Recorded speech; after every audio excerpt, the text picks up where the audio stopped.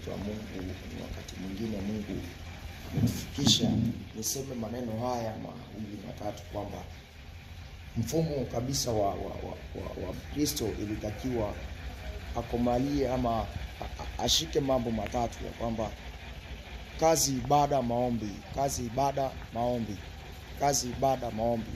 Kwa nini kazi?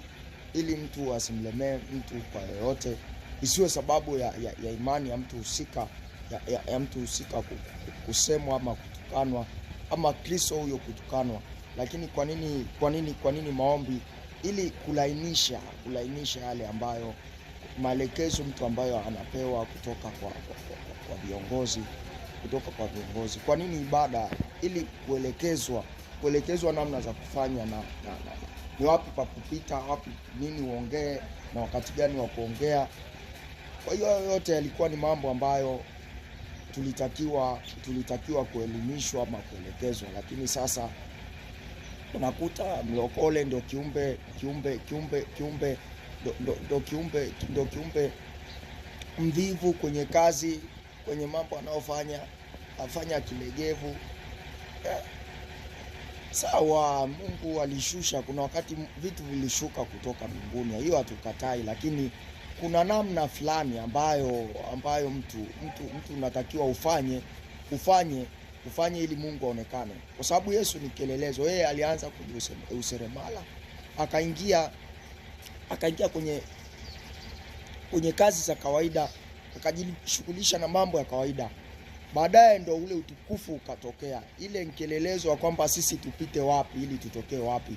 Ni kweli hayo mambo yapo, miujiza na vitu ambavyo havitumii nguvu vipo vinafanyika, lakini ni kielelezo kwamba tuguse vitu vya kawaida. Ukiangalia hapa, mimi niko kwenye ofisi yangu, ni Martin phone repair.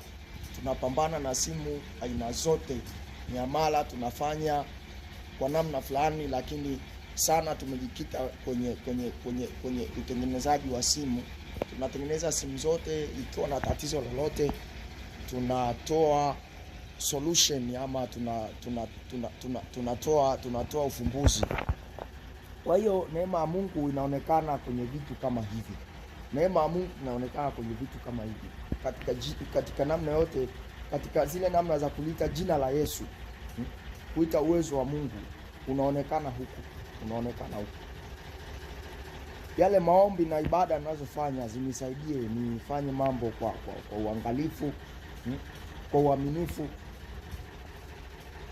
na kwa makini uliotakiwa.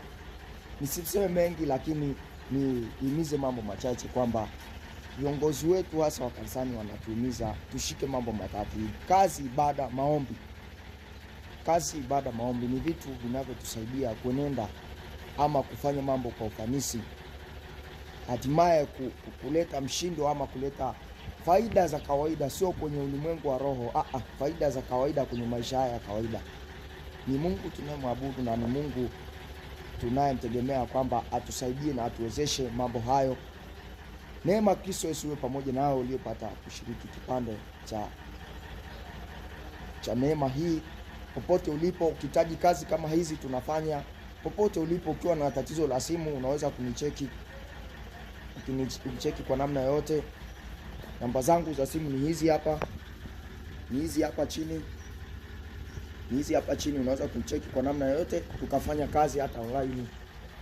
Neema Kristo Yesu iwe pamoja na wewe uliyepata neema ya kupata ujumbe huu, katika jina la Yesu, amen.